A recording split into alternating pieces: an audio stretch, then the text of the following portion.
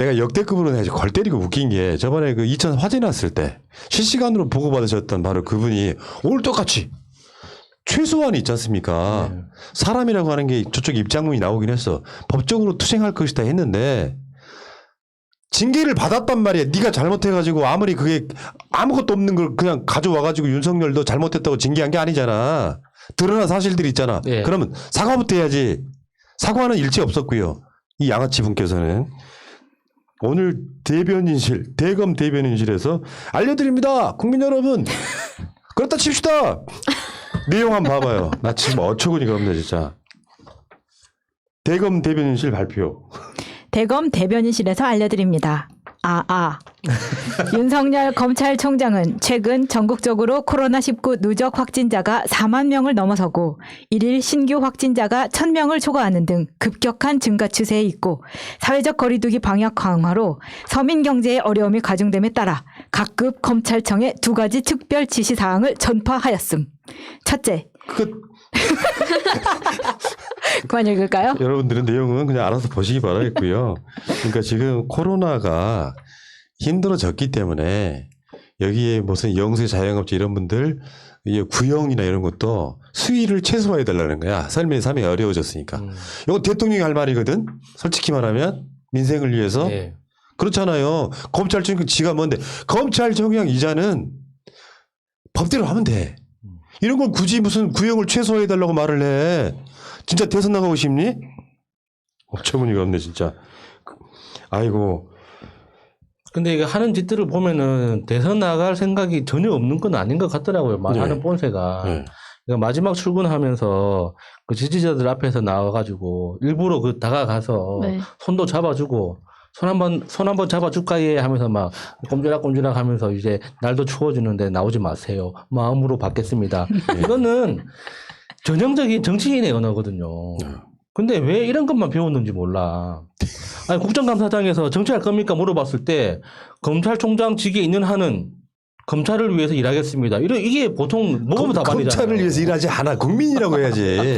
아니, 그래, 그것도 정치할 생각이 있는 사람이면 그 자리에서는 그렇게 이야기를 해야 된다니까요. 이 제 직무에 충실하겠습니다라고 이야기를 해야 되는데 퇴임 후에 국민에게 봉사 일이 진짜 말도 안 되는 소리죠. 예. 근데 이런 측면도 있단 말이에요.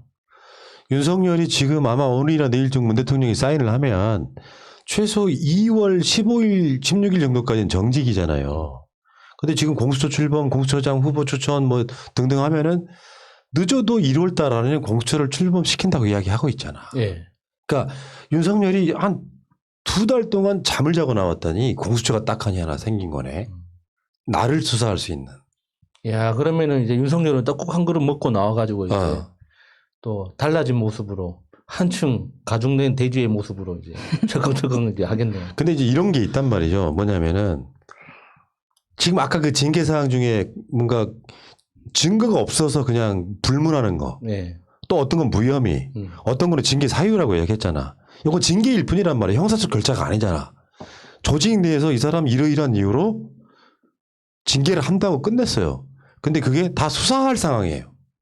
그러면 윤석열이 실제로 현직 검찰총장인데 이런 혐의들에 대해서 지금 고소고발 사건들이 있는데 검찰에서는 안 받아주잖아요. 저번에 그 사세행 뭐 김한배 대표 같은 사람들이 18번씩이나 고발해도 제대로 수사한 건 하나도 없잖아요. 그러면 공수처 입장에서는 마음먹기 나름으로는 제1호 수사를 윤석열로 할 수도 있는 거죠. 그렇죠. 그리고 지금 이번 징계위원회에서 언급 안 된 게 그 라인 관련된 사건들이나 뭐 김건희 씨 그 주가 조작 의혹이나 뭐 장모 요양병원 뭐 비리 의혹이나 이런 것들 전혀 이게 징계위원회 회부조차 되지 않은 거잖아요. 그러니까 징계위원회에서 다루어지지 않은 게 훨씬 더 크고 많아요. 그러니까 이게 공수처가 만들어지고 나면 이건 그 사건 당사자들, 그러니까 라인뿐만 아니라 저기 장모 요양병원 비리 관련해서도 그 피해자들이 너무나 적극적으로 지금 움직이고 있기 때문에 이미 탄원서를 준비하고 있을 겁니다. 그러면은 공수처 설립되고 만들어지고 나면은 이미 지금 사무실에 만들어져 있잖아요. 간판도 있고 그 사람이 지금 없어서 그렇지. 그러니까 공수처장 임명되고 나면은 바로 이제 그 가동이 가능한 상태인데 그 열심히 일할 수 있는 준비를 피해자들이 누구보다 열심히 하고 있을 겁니다. 그러니까 그게 그거라고. 공수처라는 게 만들어져 막연해 지금. 무슨 수사를 할 것인가를 고민해야 될 거 아니에요. 세워지고 나면. 근데 윤석열 본인 자체하고 룸사롱 검사들 이런 사람들이 수사할 거리를 계속 주고 있는 거예요. 소스를.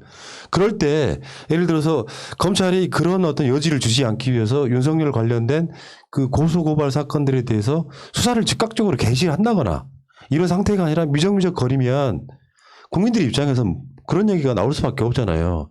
검찰이 윤석열 눈치 보느라고 수사 못했던 것들 공수처가 해라라고 요구사항이 생길 수밖에 없잖아. 너무 뜬금없이 그 공수처가 야수를 수사할 거야? 그러니까 결국에는 공수처는 여론에 관심 있는 수사를 집중적으로 할 수밖에 없습니다. 그런 상황이다 보니까 윤석열이 정직이 풀리고 나면 상당히 수사 환경이 많이 달라진 상태에 뭔가 나를 수사할 사람이 있었다는 게 무섭잖아요. 청와대 민정수석실은 수사권이 없는 상태에 그냥 감찰만 하잖아요. 그러니까 지금은 윤석열이 뭐랄까 청와대 무서운 줄 모르고 막 무소불위의 권력을 휘둘렀던 시대랑 전혀 다른 시대가 펼쳐지는 그 지점에 윤석열이 놓여 있다는 것도 한번 우리가 되새겨 볼 만하지 않겠느냐 이런 생각이 들고요. 징계 처분을 받고 나서 이의 제기를 하려면 90일 안에 해야 된답니다. 근데 문 대통령이 오늘이나 내일 재가를 하면 2개월 정직이잖아요. 예. 근데 그게 어떤 경우에는 그 이의 신청 행정소송 등을 하게 되면 그 행정소송의 결과가 2개월이 더 걸릴 거예요. 그렇죠. 그러니까 윤석열이 지금 여기에 대해서 소송하는 데 있어서 망설일 수밖에 없을 거다. 왜냐면은 실익이 별로. 실익이 없다는 거죠. 행정소송 같은 경우도 그럴걸요. 네가 지금 해서 이 결론을 내리는데 이미 정직이 끝났는데 물론 법적인 판단을 받아보고 싶기도 하겠죠. 나는 그때 당시에 부당하게 이 정직을 받았다라고 얘기하고 싶겠지만 이런 부분에서 윤석열이 굉장히 고민스러울 거예요. 문 대통령의 사인 소송을 해 말어. 나 같으면 그런 고민 안 한다니까요. 그러니까 이 정직 2개월에 대해서 이렇게 대통령 제가 이후에 소송을 하느냐 안 하느냐를 보면 윤석열의 정무적 진짜 감각이 보이는 거겠죠. 만약에 진짜 정무적 감각이 털끝만치라도 남아있는 사람이면 안 하는 게 맞죠. 자기 지지자들을 위해서라도. 사실 지지자들이 윤석열을 좋아하는 이유가 뭡니까? 윤석열이라는 그 검찰총장에 대한 지위도 있지만 윤석열이라는 그 개인이 가지고 있는 외적 조건들이 있잖아요. 그 풍채와 그 말투 이런 데서 뭔가 대장 같은 느낌이 있거든요. 한 번에 크게 움직이고 이렇게 큼직큼직한 보폭으로 뭔가를 그 시원한 모습을 보여줄 거라는 어떤 그런 기대감이 있는 사람인데 2개월 정직이라는 것 자체가 정말 발끈하기에도 좀 애매한 거 아닙니까? 2개월 정직하고 돌아와도 5개월씩이나 그 자기 임기가 남아 있는데 그 기회를 어떻게든 살려볼 수도 있는 것 아닙니까? 그런데 그거를 못 참고 그 2개월에 대해서 행정소송을 제기하면 얼마나 쪼잔해 보여요. 그러니까 그 정직 2개월이라는 게 참 이게 장단이 있는 거예요. 그러니까 중징계긴 중징계인데 뭔가 이렇게 적극적으로 소송을 하자니 애매한 그런 부분이 있는 거죠. 그러다 보니까 사실 우리가 공수처 1호를 뭐 윤석열은 안 될 거다 이런 이야기 많이 했었거든요. 사실 실질적으로도 그렇고. 근데 가고 있죠. 그쪽 방향으로. 네, 그쪽 방향. 이게 만약에 윤석열이 지금 해임이 돼버렸으면 공수처 대상이 안 되는 거잖아요. 정직 2개월이기 때문에 조금 있다가 다시 봄이 돼서 나오면은 그때는 지금처럼 우리가 예상했던 것처럼 공수처 대상이 될 수 없다라고 예상과 달리 그때는 뭐 3번, 4번, 5번 정도에 될 수 있지 않을까? 퇴직한 지 3년 안에 되고 있으면. 3년이에요? 1년? 3년? 3년 정도. 그러면 죄지르고 나가서 막 돌아다녀. 한 3개월 정도, 뭐 1년 정도. 그럼 끝나나? 그러니까 그 부분은 퇴임하고 나서도 분명히 수사 대상인 건 맞고요. 현직이어서 중요한 건 아니고. 문제는 당황했어요? 아니요. 어쨌건 지금 윤석열은 제가 봤을 땐 그렇습니다. 사상 초유의 징계당한, 사상 초유의 2번 이상 수사 지휘를 당한, 사상 초유의 이런 얘기 하잖아요. 거기에다가 저쪽 사람들은 다 몰빵을 하고 있어. 어떤 몰빵이냐. 살아있는 권력에 대한 수사를 했기 때문에 당하는 거라고 그런 식으로 몰빵을 하는데 그냥 문무일 생각해봐요. 문무일이 부인 문제가 있었어요. 장모 문제가 있었어요. 아니면 자기 측근 수사를 못하게 했어요. 아니면 검언 수사 그 어떤 공작질을 했어요. 그러니까 윤석열은 살아있는 권력에 대한 수사를 했기 때문에 당하는 것이 아니고 윤석열은 역대 검찰총장 중에 가장 비리가 많은 사람이라는 것이 머릿속에 우리 인식이 있어야 되는 겁니다. 그래서 뭐 정직 2개월은 신의 한 수라 그러는데 진짜 신의 한 수는 나는 해임이라고 생각해요. 지금도.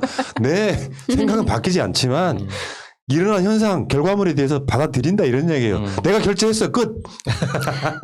동의 제청합니다. 자, 어쨌건 윤석열 씨 어떻게 나올지 모르겠습니다만 여기에 대통령의 재가 사항에 대해서도 결재에 대해서도 이 소송을 하겠다고 하면 당신은 그냥 양아치세요. 이응 이읒 치읒. 정말 이야기 여기까지.